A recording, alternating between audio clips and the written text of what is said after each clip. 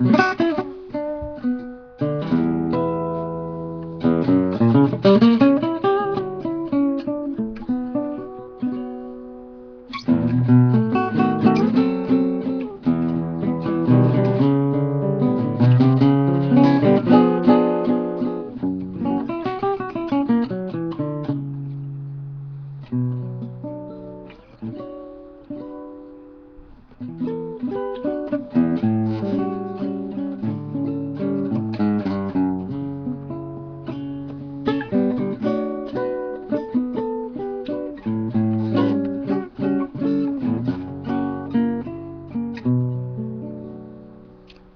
tämmönen Raymondi 3/4.